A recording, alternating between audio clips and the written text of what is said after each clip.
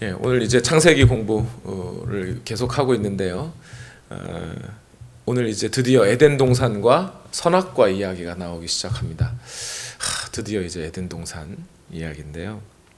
여러분, 보통 에덴 또는 낙원, 패러다이스, 이런 이 단어들을 들으면 여러분 머릿속에는 어떤 생각들이 먼저 떠오르시나요? 근심과 걱정, 눈물, 고통이 없는 곳, 그죠? 기쁘고 항상 풍족하고 하나님이 공급하시는 그런 아름다운 열매들, 또 이쁜 동물들 같이 살면서 행복하는 그런 곳으로 우리는 다 이렇게 생각을 하게 됩니다. 그러다 보니까 인생에서 살아가다가 고통스럽고 힘들고 괴로운 일들이 생기면 하나님 빨리 나를 저 천국으로, 낙원으로 좀 보내주시지. 그러면서 사람들의 마음은 뭐죠? 이 땅에도 어딘가에 이 낙원이 있을 거야 이러면서 낙원을 찾아 떠나게 돼요.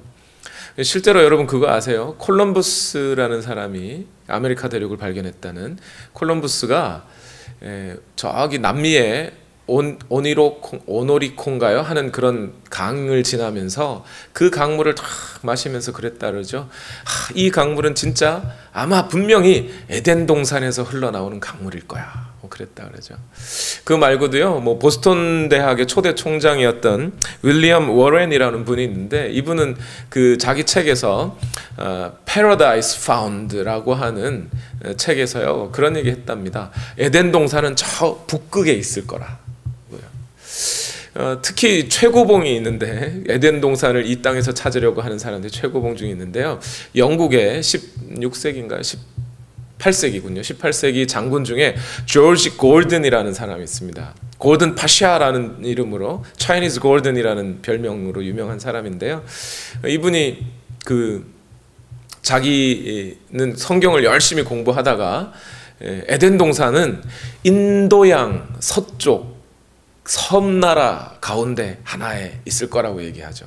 정확하게 지명도 얘기했대요. 지금의 아프리카 동쪽에 있는 세이셸이라고 하는 섬나라가 있습니다. 그 섬나라 중에 프라슬린 섬이라는 데가 있다네요. 거기가 에덴 동산이라고 아주 확고하게 핀포인트해서 말하기도 했답니다. 그처럼 사람들은 자신의 인생의 고통 중에 이 낙원을 지향하게 되고 낙원을 찾으려고 하게 되고요. 그리고 그 낙원에서 우리가 떨어져 나온 것에 대한 실망감 때문에 가끔씩 하나님 원망하죠. 하나님, 왜 굳이 그 에덴 동산에다가 선악과를 심으셔가지고 우리를 여기 에덴 동산에서 쫓겨나 이런 고통을 주십니까? 이러면서 그 선악과 먹은 거 뭐 그렇게 큰 잘못이라고 이러면서 이제 하나님을 원망하는 이야기를 할 때도 있습니다. 여러분 그거 궁금하지 않으셨어요? 하나님이 선악과를 왜 거기 에덴 동산에다 두셨나? 안 궁금하셨습니까? 네, 대답 안 하실 거라고 생각하고 예상은 했습니다. 그러나 어쨌든 저는 계속 하나님이 왜 그렇게 하셨을까? 선악과를 왜 거기다 두셔서 사람을 쫓겨나게 했을까? 먼저 여러분, 이 선악과가 왜 에덴 동산에 심겨졌어야 하는지를 알려면 말이죠, 에덴 동산이 어떤 목적으로, 어떤 의미로 거기에 있었는지를 알아야 돼요. 무슨 얘기냐면, 공원에 들어가는데 공원 앞에 노티스가 붙어 있습니다. No food 이렇게 붙여져 있어요. 그러면 왜 이 공원에는 왜 음식을 못 갖고 들어가게 하는 거야? 라는 것을 알려면 이 공원이 누구를 위해, 어떤 의미로, 어떤 목적으로 여기 조성되었는지를 알아야죠. 그래야 no food야 표지판의 이유를 알 수 있지 않습니까? 그래서 오늘은 에덴 동산의 의미와 또 선악과를 먹지 말라는 명령, 그 명령이 오늘 우리에게 어떤 의미가 있는지를 이렇게 말씀을 나눠보려고 합니다. 먼저 에덴 동산이라고 하는 이 에덴 동산이 어떤 의미로 그 자리에 존재했는가에 대해서 세 가지로 오늘 본문을 보면서 알 수 있는데요. 첫 번째, 에덴 동산은 일단 기쁨의 동산이었습니다. 기쁨의 의미가 있습니다. 창세기 2장 8절에서 9절, 오늘 본문을 다 같이 읽어보겠습니다. 시작. 주 하나님이 동쪽에 있는 에덴에 동산을 일구시고 지으신 사람을 거기에 두셨다. 하나님 참 자상하십니다. 하나님이 사람을 지으시고 생기를 불어넣으셔서 사람이 되게 하신 다음에 그 사람 너 혼자 가만히 있어라 잘 살아라 하고 빠이빠이 하시면 모르겠는데 하나님이 그가 살 곳을 지어주셨다는 거죠. 그런데 지어주시는데 어디다가요? 동쪽에 있는, 이 말은 동쪽으로 향하여라는 단어가 사실 정확하게는 맞습니다. 에덴이라는 곳에 동산을 일구시고 이렇게 돼 있어요. 그러니까 동산 이름이 에덴이 아니고 이 문장 따라가면 어떻게 되죠? 에덴이라는 곳에 동산을 따로 지으셨다 이런 말이 되는 거죠. 근데 이제 이 에덴이라는 단어가 이제 학자들이 연구해 본 결과 그 의미는 기쁨이라는 뜻이라고 합니다. 기쁨의 땅에 하나님이 동산을 지으셨다는 건데, 동산 그러면 이 동산은요 히브리어 울타리를 치다라는 동사로부터 나온 말이에요. 그러니까 동산을 조성하셨다는 것은 하나님이 어떤 자신의 기쁘신 목적에 따라 하나님이 원하는 방식대로 지역을 정하시고 거기에 나무와 또 동물들과 이런 울타리를 조성하셔서 살 집을 만드셨다 이런 뜻이 돼요. 그래서 이 에덴 동산을 여러분 생각하시려면 제일 좋은 방식은 뭐냐면 포르워스에 있는 보테닉 가든을 생각하시면 됩니다. 그 보테닉 가든은 어떻죠? 나무들이 적당하게 여러 다양한 온갖 나무들이 한 곳에 모여 있고 그 가든을 조성한 어떤 사람의 목적에 따라서 거기에 그 다양하게 심어 놓았잖아요. 그죠? 그런 것을 생각하시면 돼요. 거기 또 재패니스 가든에 가보시면 이 모양도 아주 이렇게 다양하게 이쁘게 그 나무들을 깎아서 만들어 놓았죠. 그런 가든을 생각하시는 게 제일 좋습니다. 그게 에덴 동산이에요. 그런데 그 에덴 동산 이름, 기쁨이라는 이름이 가만히 생각 한번 해보시죠. 기쁘다. 누가 기쁘다는 건가요? 에덴 동산을 놓고 누가 제일 먼저 기쁜 거예요? 제일 우선적으로 하나님이 기쁘신 거겠죠. 그렇죠? 예, 거기 있는 동물이나 식물이 기쁜 게 아니라 하나님이 기쁘신 거예요.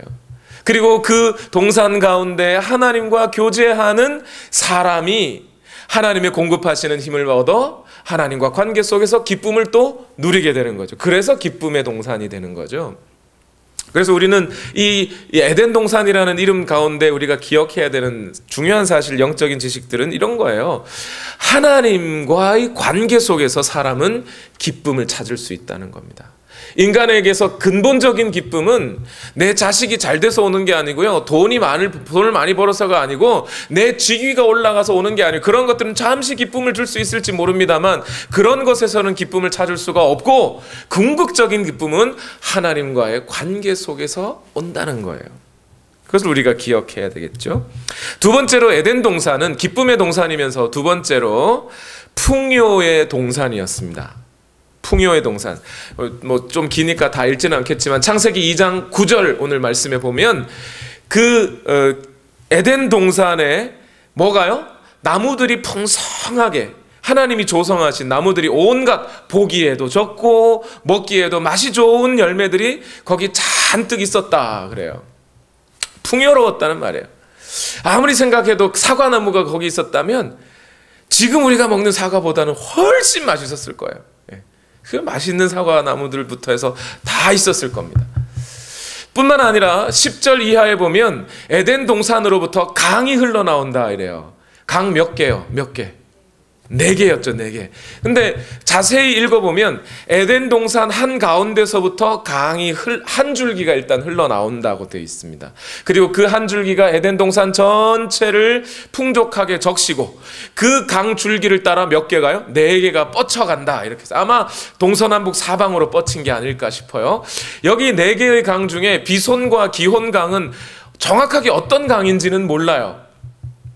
학자들 이야기로는 노아 홍수 때 이후에 지질이 변동되면서 이 두 강은 존재가 사라지지 않았겠나 생각을 하고 있습니다. 나머지 티그리스 강, 히데겔이라고 하는 티그리스 강과 유프라테스 강은 어디쯤인지 알죠. 그래서 이 에덴 동산의 원래 위치는 지금의 바벨론, 아수르 지역의 어디쯤이지 않을까라고 추측을 하는 것입니다. 그런데 우리가 유념해서 봐야 되는 것은요, 강이 얼마나 깊어요? 얼마나 넓어요? 얼마나 길어요?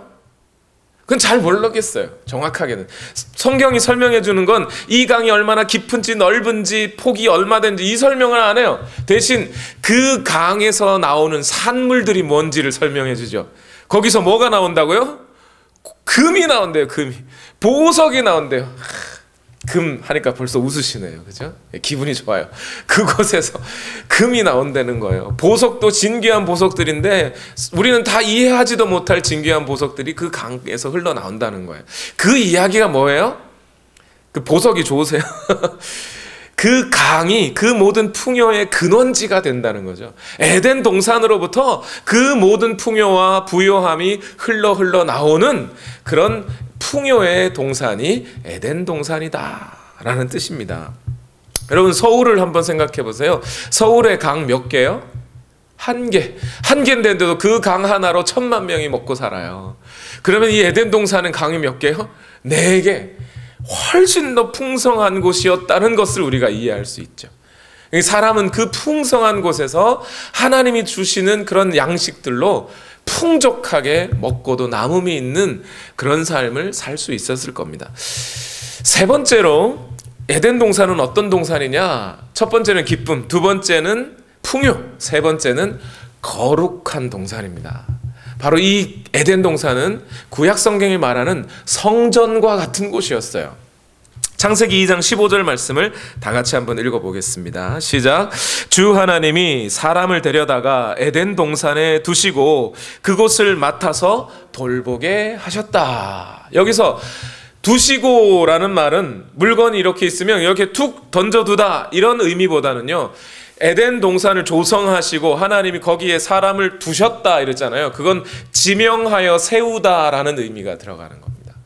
그리고 그 15절 이후에 나와 있는 맡아서 돌보다, 이 말은요, 나중에 구약 성경에 가면 똑같이 뭐하고 설명이 되냐면 성전을 짓고 그 성전에 하나님께서 제사장을 두시고 그 제사장들로 하여금 성전 일들과 성전의 건물들을 맡아 돌보게 하셨다라는 뜻과 같은 단어가 여기 쓰여져 있는 거예요.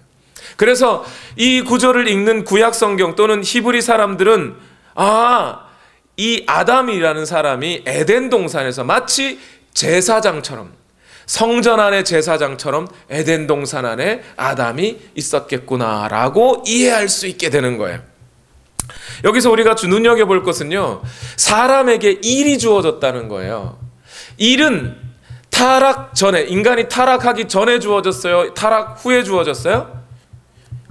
우리는 보통 후회라고 생각하는데 지금 에덴 동산에서 뭐라고요? 그 에덴 동산을 맡아 돌보는 일을 하도록 하나님이 거기 두셨다니까요, 사람을. 타락하기 이전에도 사람에게 주어진 일, 직분이라는 게 있었다는 거예요. 타락 전후 달라진 것은 일의 유무가 달라진 게 아니고 일의 종류가 달라진 거예요. 타락 전에는 사람이 하나님의 동산에서 하나님의 일을 돌보는 일을 하는 것이 사람의 직무였어요. 그 일을 하면서 살아요. 인간은 특별히 자기를 위해서 노동하지 않아도 하나님이 공급한 것으로 먹고 살 수 있었어요. 그 인간은 그것을 먹고 살면서 하나님께 영광을 돌리고 에덴 동산의 거룩을 지켜내는 일을 하면 되는 거예요. 그런데 인간이 타락한 후에 일의 종류가 바뀌었어요. 이제는 땅이 가시덤불과 엉겅퀴를 내요. 그러니까 마음대로 놀고 먹으면서 거기 있는 열매들을 먹을 수가 없어요. 그러니까 경작하고 필경은 땀을 흘려야 먹고 살 수 있는 그 일을 하게 되는 거죠. 이해하시겠죠? 그러니까 여러분, 파라다이스, 여기는 가서 놀고 먹는 곳이 아니에요. 놀고 먹을 수는 있어요. 그러나 먹을 때 어떻게 해요? 그 먹고 할 일이 있는 곳이에요. 새 예루살렘 성에 가면 우리는 놀고 먹을까요? 우리가 천국 가면 놀고 먹을까요? 아니요. 거기서 우리는 할 일들이 있습니다. 하나님을 영화롭게, 영화롭다, 영화롭다 하나님을 찬양하는 일들을 해야 돼요. 그런 의미에서 우리 다 같이 악기 하나씩이라도 어떻게 좀 준비를 물론 못해도 됩니다. 본문으로 좀 돌아와서 에덴이 뭐라고요? 성전과 같은 곳이라고요. 거룩한 곳이라고요. 그것은 단순히 아담이라고 하는 사람이 제사장으로 임명되었다라는 의미만이 아니라 처음부터 생각 한번 해보세요. 에덴 동산에서, 에덴이라는 기쁨의 땅에서 하나님이 특별히 어떠한 지역을 구분하여 울타리를 쳐서 따로 구분해내다 그랬죠. 구약 성경에서 거룩이라는 말은요, 따로 구분해 놓은 것을 말해요. 성도들, 우리를 말하여 성도들이라고 그러는데 성도들이 어떤 사람이에요? 하나님이 거룩하게 따로 불러낸 사람들을 성도라 그러죠. 그런 것처럼 따로 이렇게 한 지역을 구분하여 하나님이 어떤 조성을 한 곳이 있어요. 집을 지은 곳이 있어요. 거기가 성전이라 말이에요. 특히 이 에덴 동산으로부터 4개의 강이 흘러나온다고 하는 이 구절들을 가만히 머릿속에 상상하시면서 에스겔서를 한번 읽어보세요. 에스겔서 47장 1절 말씀이 있습니다. 우리 다 같이 읽어보겠습니다. 시작. 그가 나를 데리고 다시 성전 문으로 갔는데 보니 성전 정면이 동쪽을 향하여, 아까 에덴 동산이 어디를 향해 있어요? Toward east, 동쪽을 향하여 나 있었다 그랬어요. 계속 읽어보겠습니다. 문지방 밑에서 물이 솟아나와 동쪽으로 흐르다가 성전의 오른쪽 밑으로 흘러내려가서 제단의 남쪽으로 지나갔다. 그러니까 성전 밑에서 물이 흘러나와가지고 성전 전체를 지금 휘감아 돌고 있는 거예요. 여러분 이거 아시죠? 이 에스겔의 환상 가운데 이 성전 밑에서 흘러나온 강이 사방으로 뻗어요. 그래서 거기서부터 1,000척을 측량하니 천자를 갔단 말이에요. 갔더니 물이 어느 정도 깊이에요? 발목까지 잠기고, 거기서 천자를 더 가니 물이 무릎에 잠기고, 거기서 또 천자를 가니 물이 허리에 잠기고, 더 가니까 이제 물이 풍성하게 되어서 이제 헤엄쳐서 건너야 할 강이 되었더라. 그 다음에 그 말이 나온 다음에 에스겔 47장 9절에 무슨 말을 하십니까? 같이 읽겠습니다. 이 강물이 흘러가는 모든 곳에서는 온갖 생물이 번성하며 살게 될 것이다. 이 물이 사해로 흘러 들어가면 그 물도 깨끗하게 고쳐질 것이므로 그곳에도 아주 많은 물고기가 살게 될 것이다. 강물이 흘러가는 곳이면 어디에서나 모든 것이 살 것이다. 뭔 얘기예요? 성전으로부터 강물이 흘러나와 그 강물을 따라 모든 생물이 살아나는, 사방으로 흩어져, 사해 내 사방으로 흩어져 그 바다로 흘러들어가면 모든 물고기가 살게 될 것이다. 아니 이 성전에 대한 에스겔의 환상이 마치 무엇과 같아요? 에덴 동산의 내 강과 똑같아요. 여러분, 힌트 하나 더 드릴까요? 예수님은 자기 자신이 성전이라고 말씀하시면서 무슨 얘기 하시죠? 내가 주는 물을 마시는 자는 영원히 목마르지 아니할 것이요 그 배에서 생수가 강같이 흘러나올 것이다. 이는 누구를 두고? 예수님은 성전이시요 그 물은 성령을 말한다. 이렇게 얘기하고 있죠. 요한복음이. 그 그림하고 똑같아요. 요한계시록으로 가면 똑같은 그림이 어디 있어요? 새 예루살렘 성에 있어요. 새 예루살렘 성에 생명수 강이 흘러서 그 생명수 강가에 생명나무들이 그 그림을 이미 에덴 동산이 보여주고 있는 거예요. 에덴 동산이 뭐라는 거예요? 하나님이 조성하신 거룩한 하나님의 성전과 같은 곳이에요. 그것이 에덴 동산이에요. 자, 이 세 가지 사실을 가만히 들여다보니까 에덴 동산은 어떤 곳이에요? 이제 하나님이 그 기쁘신 뜻대로 하나님이 조성하셔서 인간을 제사장 삼아 거기 두시고 하나님과 관계함으로 기쁨을 얻게 하시고 인간에게 모든 필요한 것들을 공급하시는 그런 곳이 에덴 동산이었다는 겁니다. 그런데 여러분 이 정도만 설명하면 에덴 동산 뭐 그렇게 가고 싶지 않은 곳 또 가가지고 나보고 제사 지내라고 뭐 이런 생각을 하실 수도 있을 것 같아서 에덴 동산에 대한 설명을 볼 때마다 마음이 뛰는, 심장이 뛰는 그런 부분이 한 가지가 있어요. 여러분 사람이 에덴 동산에서 기쁨을 누렸다면, 풍성함을 누렸다면 그것이 꼭 보석 때문일까요? 나무의 열매들 때문일까요? 기쁨을 어디서 누렸을까요? 창세기 3장 8절과 9절을 보면 사람이 에덴 동산에서 하나님과 어떤 관계를 맺고 있었는지를 엿볼 수가 있어요. 같이 한번 읽어보겠습니다. 시작. 그 남자와 그 아내는 날이 저물고 바람이 서늘할 때에 주 하나님이 동산을 거니시는 소리를 들었다. 남자와 그 아내는 주 하나님의 낯을 피하여서 동산 나무 사이에 숨었다. 주 하나님이 그 남자를 부르시며 물었다. 내가 어디에 있느냐? 자, 이 장면은 아담과 하와가 범죄한 후에, 선악과를 따먹은 후에 숨었어요. 숨고 하나님이 이제 아담을 찾으시는 내용이에요. 그런데 여러분, 저는 이 구절을 읽을 때마다 늘 이상한 것이 있었어요. 그냥 아담과 하와가 범죄하여 숨었다, 하나님이 오셔서 그들을 찾았다 해도 되잖아요. 그렇게 설명한다고 뭐가 나쁠 게 뭐 있어요, 그죠? 근데 성경은 꼭 뭐라고요? 저녁에 바람이 서늘할 때 하나님이 오셔서 이렇게 얘기를 해요. 그때 오셨다는 거예요. 그때 하나님이 그때 왜 오신 거예요, 도대체? 왜 하필 그때 오셨어요? 아담이 범죄할 때 와가지고 야 먹지 마 이래야 되는데 다 범죄하고 난 다음에 그때 오셨다는 거예요. 왜 그러셨을까?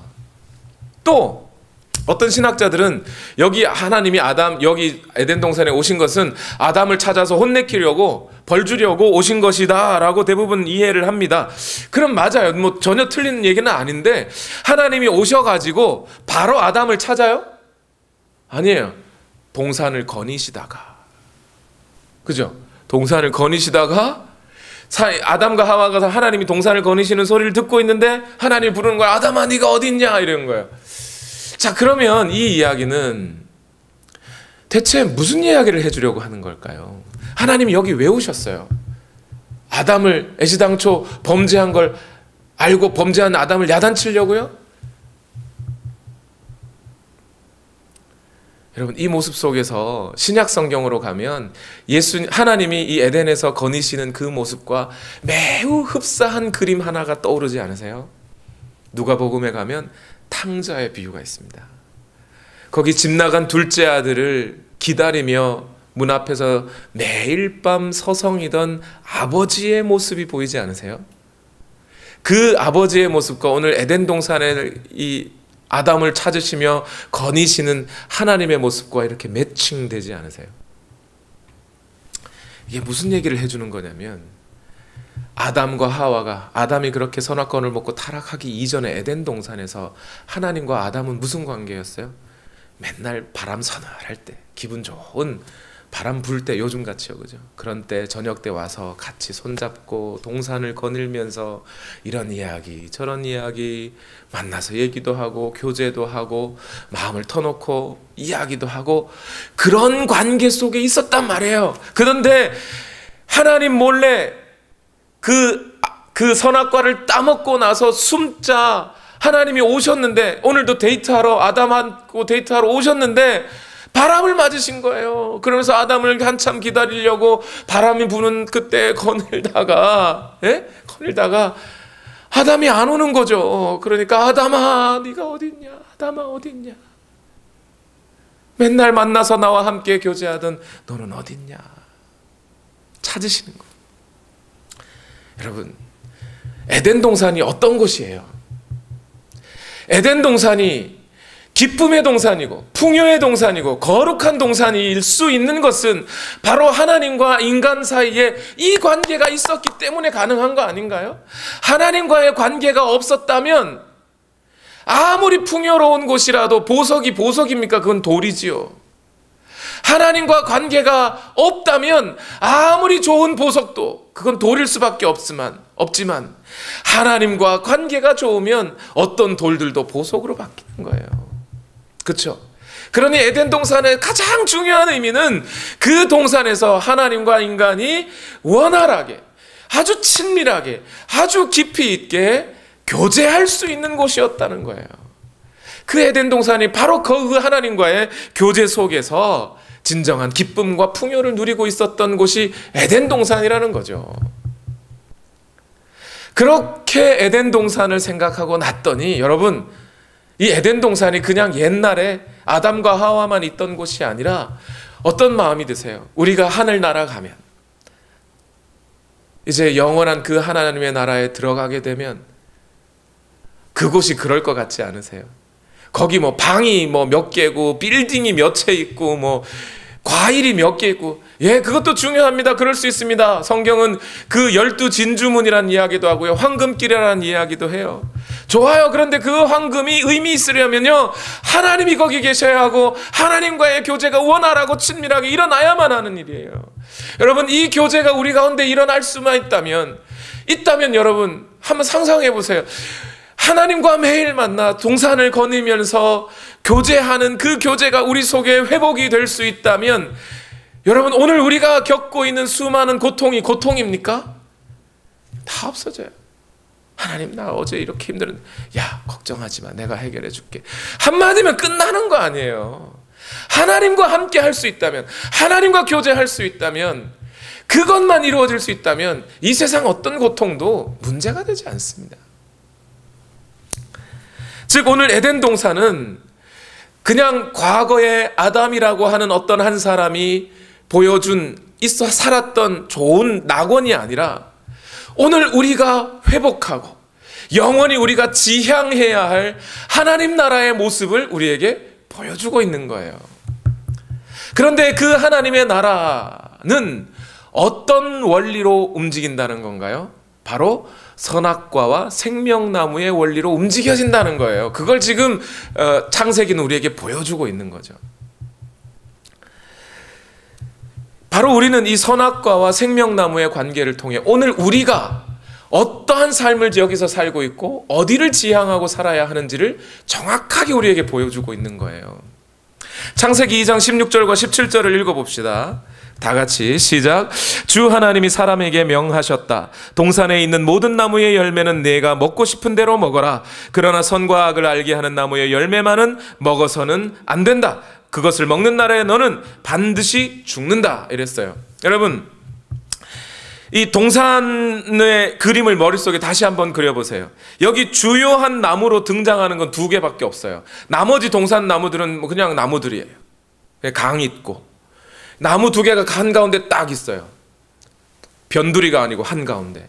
그러면 여러분, 선악과라는 나무가 먹으면 이런 하는 독사과든 도끼든 그런 나쁜 열매겠어요? 그러면 동산 중앙에 심을 리가 없죠. 하나님이 저 구석에 심었거나 아니면 저 바깥 어디다 심었겠죠. 동산 한가운데 왜 심겠어요?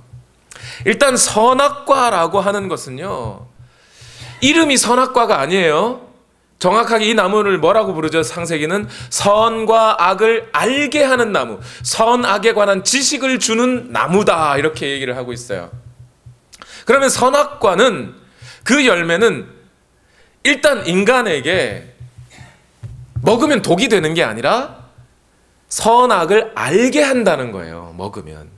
그래서 선악을 안다는 것은 어떤 면에서 일면은 인간에게 더 높은 수준으로 끌어올려 줄 수 있는 나무가 되는 거죠. 아직은 선도 악도 뭔지도 모르고 하나님이 하라는 대로 하는 거지만, 이제 선과 악을 알게 되면 좀 더 높은 수준으로 올라갈 수는 있어요. 그래서 창세기 3장 22절 말씀을 보십시오. 주 하나님이 말씀하셨다. 보아라, 이 사람이 우리 가운데 하나처럼 선과 악을 알게 되었다, 이랬어요. 사람이, 티끌과 같은 사람이 선악과를 먹으니 하나님이 뭐라 그래요? 우리처럼 선과 악을 알게 되었다, 이렇게 얘기를 해요. 그러니까 인간이 좀 더 높은 수준으로 고양되는 것이 어느 정도 있어 보입니다. 그러나 이 일은 매우 위험한 일입니다. 왜 그러냐면 인간은 원래 무엇으로 만들어졌어요? 먼지예요. 티끌이에요. 다른 말로 하면 똥덩어리예요. 그냥 흙이에요.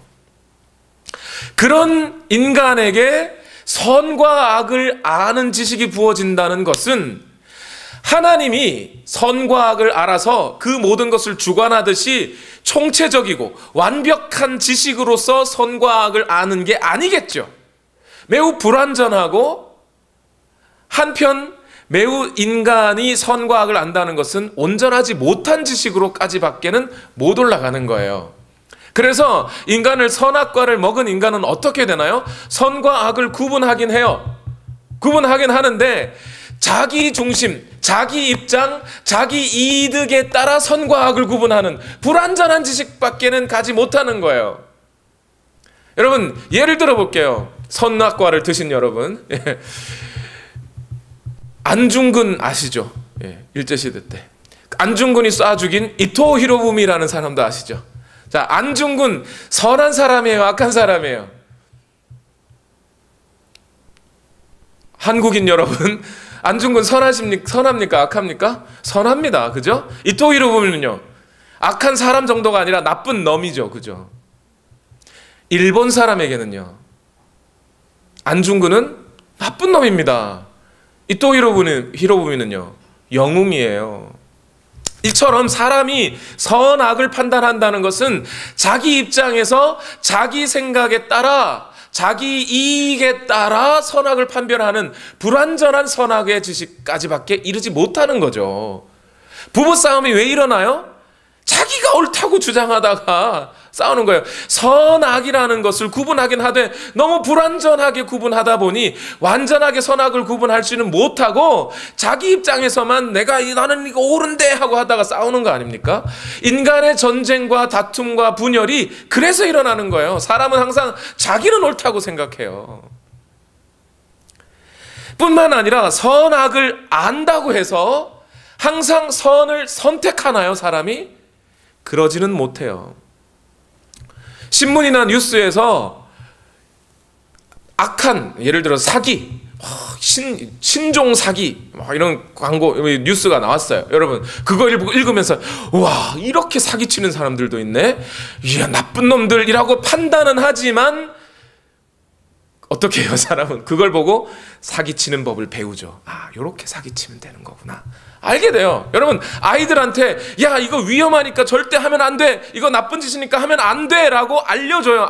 애들도 끄덕끄덕해요. 근데 아이들은 항상 나쁜 걸 먼저 배워요. 그렇지 않나요? 그게 사람이에요. 그게 제 고등학교 때 영어 수업 시간에요, 선생님이 애들이 하도 졸고 이미 영포자 있죠, 영포자, 영어 포기한 학생들, 영포자들 있잖아요. 그런 애들이 하도 졸고 그러니까 선생님이 자 오늘은 영어로 욕을 가르쳐 주겠어 그러면서 1시간 내내 영어로 욕을 막 가르쳐 줬어요. 한 명도 안 졸아요. 그게 사람입니다. 그게 사람이에요. 하나님께서 인간에게 율법을 주셨어요. 선과 악이 무엇인지 아는 율법을 주셨어요. 주셨으면 인간은 그럼 이제 선하게 살아요? 하나님 앞에 의롭게 살아요? 아니라니까요. 율법을 안 그들이 더 율법을 어기고 살더라 말이에요. 유대인들이 말입니다. 탐내지 말라라고 하는 율법을 주니까 더 탐심이 생겨요. 애들한테 너 공부해 엄마가 잔소리하면 애들은 공부합니까? 안 해요. 아, 그러지 않아도 공부하려고 그랬는데 엄마가 공부하지 말라 그래서 공부하라 그래서 나 공부도 하기 싫어. 이렇게 되는 게 사람 마음이에요.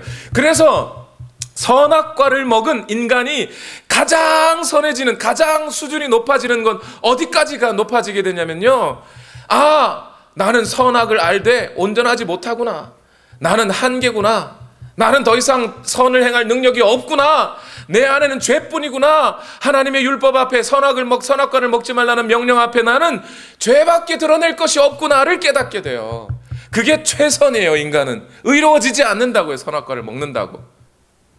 그래서 로마서 7장 18절에서 24절에 우리 다 같이 선악과를 먹은 우리 함께 읽어봅시다. 여기가 최선이라는 거예요. 시작.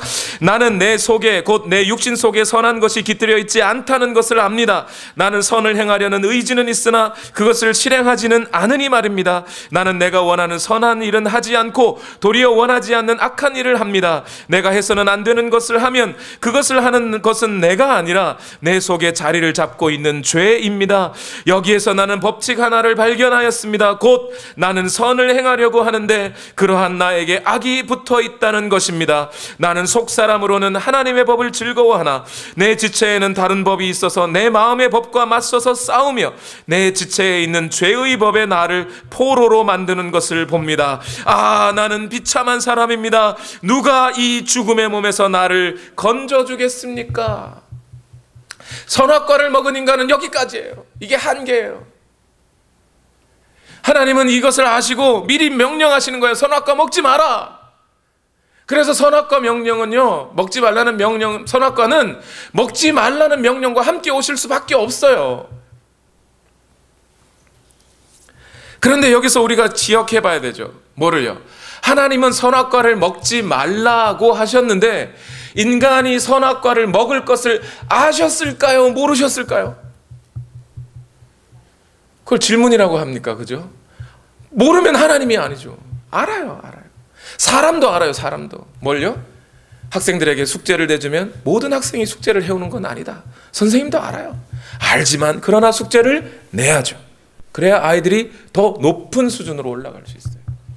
선악과는 분명히 하나님이 먹지 말라고 하셨어요. 그러나 그 먹지 말라는 것은 하나님이 그것을 안 먹을 줄 알고 먹지 말라는 게 아니라 먹을 줄 알고 알매도 불구하고 먹지 말라고 명령을 하시는 거예요. 왜요? 먹지 말라고 명령하는 이 명령이야말로 우리가 하나님의 은혜를 경험하게 될 수 있는 통로가 되기 때문에 그래요. 여러분 한번 생각해 보세요.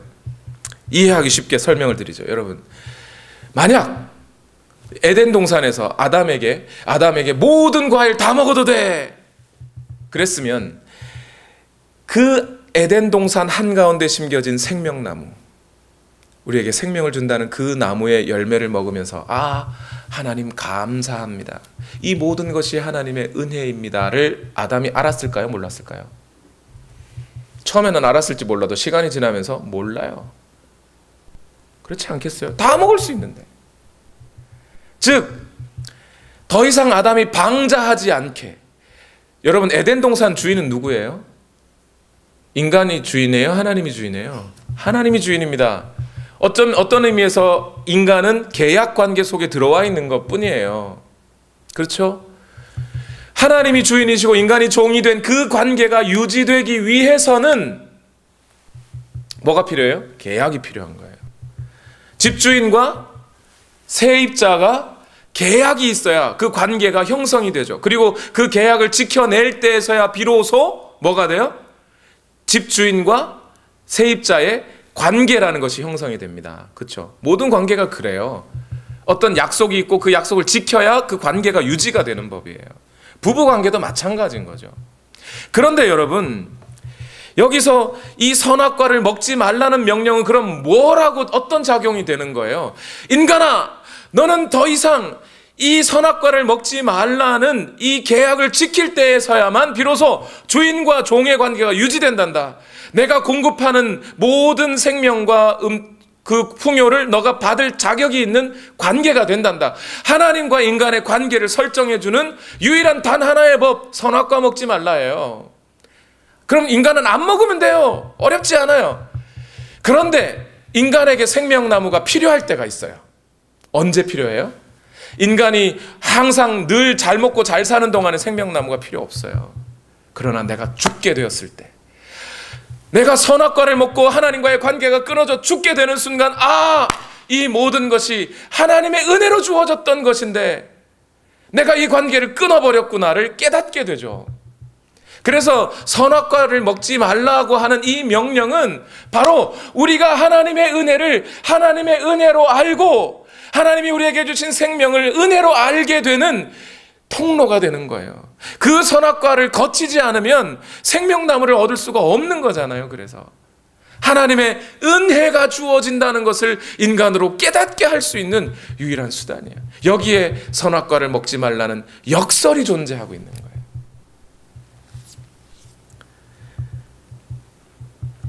이제 우리는 이 선악과와 생명나무의 관계를 통해서 우리 자신을 볼 수 있어요.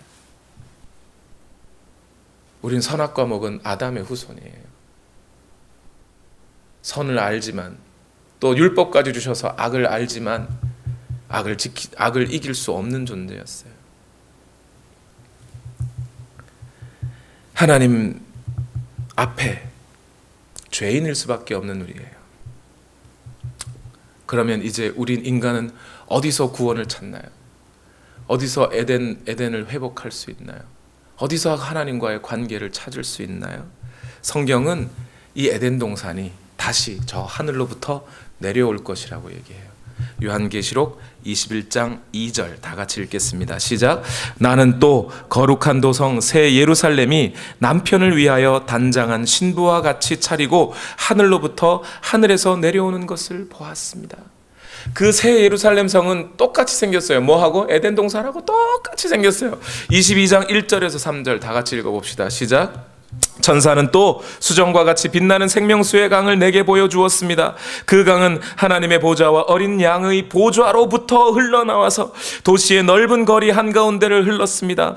강 양쪽에는 12종류의 열매를 맺는 생명나무가 있어서 달마다 열매를 내고 그 나뭇잎은 민족들을 치료하는 데 쓰입니다. 다시 저주를 받을 일이라고는 아무것도 그 도성에 없을 것입니다. 하나님과 어린 양의 보좌가 도성 안에 있고 그의 종들이 그를 예배하며. 이 모습이 에덴 동산하고 똑같잖아요, 여러분. 근데 에덴 동산하고 차이 나는 게 한 가지가 있어요. 에덴 동산에는 있었는데 새 예루살렘 성에는 없는 게 하나가 있어요. 뭐가 없어요? 빨리 시간 지나가요. 뭐가 없어요, 여러분? 선악과가 없잖아요, 선악과가. 에덴 동산에는 선악과가 있는데 새 예루살렘 성에는 선악과가 없어요. 그 얘기는 뭐죠? 에덴 동산에는 선악과의 시험을 통과해야만 생명을 얻는, 또 분명히 그 선악과의 테스트를 통과할 수 없는 흙밖에 되지 않는 인간이 존재하는 곳이기 때문에 에덴 동산에는 선악과가 있어야 돼. 그러나 이제 새 예루살렘 성에는 그러한 선악과의 모든 시험을 통과하여 이겨낸 자들이 가는 곳이 새 예루살렘 성이에요. 그러니까 거기에는 더 이상 선악과가 있을 필요가 없는 거예요. 더 이상 저주받을 일이 없어요. 그곳이 새 예루살렘 성, 우리에게 회복될 에덴 동산이에요. 그곳을 누가 가요? 저와 여러분이 가야 된단 말이에요, 그곳을. 그러면 오늘 저와 여러분은 뭘 통과했어야 돼요? 선악과의 테스트를 통과했어야 돼요. 여러분 통과했어요? 했어요, 안 했어요? 하셨잖아요. 난 선악과 내가 언제 선악과 본 적도 없는데. 예수님 안에서 통과하셨잖아요. 예수님 안에서.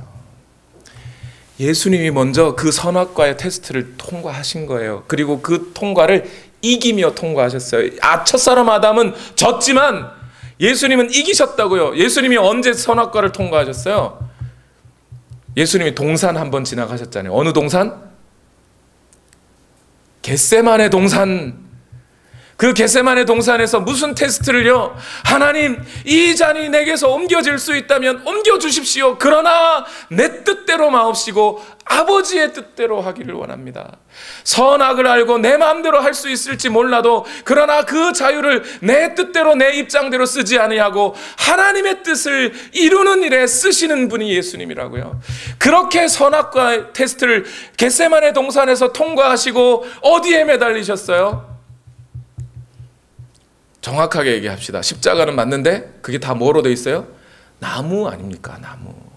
마치 선악과와 생명나무를 상징하는 듯한 나무에 매달리시는 거예요, 여러분. 내가 대신 죽었다.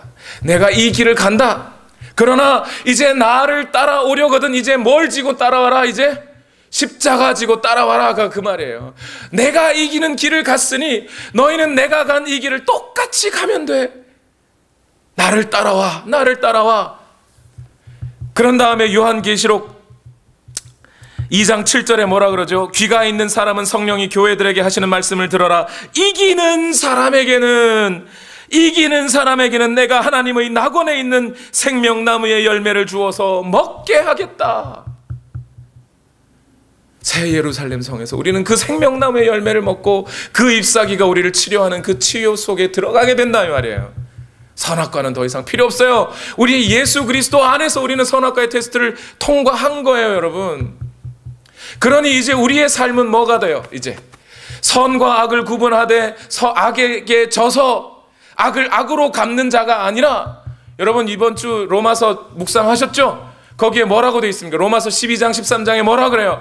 악에게 져서 악을 악으로 갚지 말고 선으로 악을 이기라. 왜? 너희는 선으로 악을 이길 수 있는 존재가 되었으니까. 이제 선악과를 통과했지 않느냐. 하나님과의 교제가 회복되지 않았느냐? 에덴 동산이 너희 마음 가운데 회복되지 않았느냐? 그러니 이 길을 가라. 그게 지금 선악과와 에덴 동산의 의미라는 거예요. 오늘날 교회는 이 길을 가는 겁니다. 저와 여러분은 예수 그리스도 안에서 회복된 에덴 동산을 지금 살아가고 있는 거예요. 그러나 그 에덴 동산은 이제 우리 눈에는 아직 안 보여요. 눈에 보이게 올 날이 있으니 그것이 곧 새 예루살렘 성이 내려오는 그날이에요. 그날을 고대하며 오늘도 선으로 악을 이기며 살아가는 여러분 되시길 예수님 이름으로 축원합니다. 기도하겠습니다. 내 영혼이 은총 입어서 중한 죄짐을 벗고 보니 슬픔 많은 이 세상도 거기가 천국으로 화하도다. 높은 산이나 거친 들이나 초막이나 궁궐이나 내 주 예수 모신 곳이 그 어디나 하늘나라이더라. 우리는 오늘 이 하늘나라를 살아가는 하나님의 백성들입니다. 이 시간 다 같이 함께 기도하실 때에 주여, 내가 선으로 악을 이기는 하나님의 이긴 백성으로 살아가게 하여 주옵소서. 우리 시간 다 같이 함께 기도하시겠습니다. 오늘도 하나님 역사하여 주시옵소서. 우리의 모든 삶을 주관하시는 하나님 앞에, 우리를 인도하시는 하나님 앞에 우리의 삶을 드리며 나아갑니다. 주여 역사하여 주시옵소서. 하나님 함께하여 주시옵소서. 주의 말씀으로 인도하여 주시옵소서.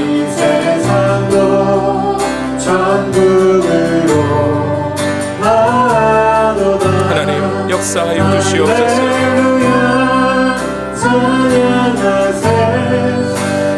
주여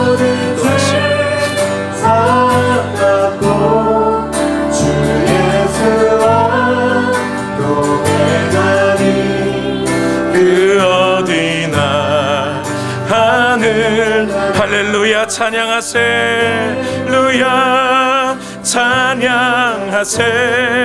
내 모든 죄 사함받고 주 예수와 동행하니 그 어디나. 우리 다시 고백합시다. 내 영혼이 은총 입어 중한 죄짐 벗고 보니 슬픔 많은 이 세상도 천국으로 화도다. 주의 얼굴 뵙기 전에 얼굴 뵙기 전 멀리 뵈던 하늘나라 내 맘속에 이루어진 날로 가깝도다. 각각 높은 산이 거친 들이 초막이나 궁궐이 내 주 예수 모신 곳이 그 어디나 하늘나라. 아멘 아멘. 할렐루야 찬양하세. 루야 찬양하세. 내 모든 죄 사함받고 주 예수와 동행하니 그 어디나. 할렐루야 찬양하세. 찬양하세. 내 모든 죄 사함받고 주 예수와 동행하니 그 어디나. 주 예수와 동행하니 그 어디나 하늘나라.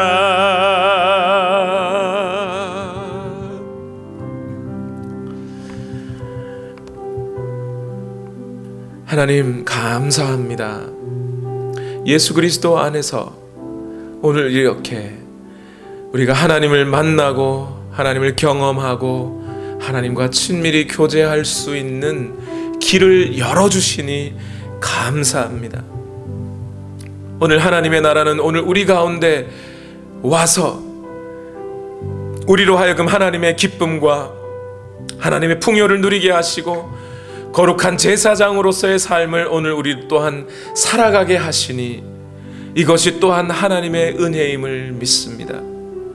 그러나 때로 우리는 우리가 잘나서 이렇게 된 것인 줄 알고 교만하여 하나님처럼 높아지려고 하지는 않는지요.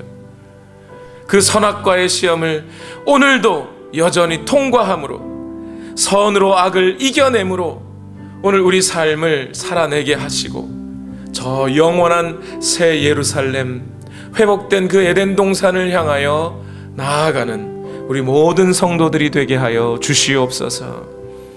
그 소망을 우리 마음에 품고 살아가기 원합니다. 그 좋은 하나님 나라, 하나님과 함께 영원히 교제하며 하나님을 찬송하며 하나님의 도우시는 공급하시는 그 힘으로 살아갈 수 있는 그 영원한 하나님의 나라를 소망하며 때로 오늘 이 땅의 삶이 고통과 괴로움과 슬픔이 있다 할지라도 오늘 나와 함께 하시는 예수 그리스도 기억하며 그분과 함께 동행하여 하늘나라를 이루어가는 삶을 살게 하여 주옵소서. 이 시간 또한 하나님 앞에 준비한 예물을 올려드립니다.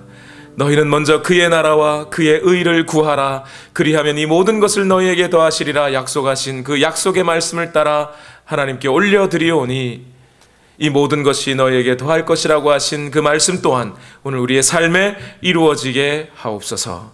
예수님의 이름으로 기도하옵나이다. 아멘.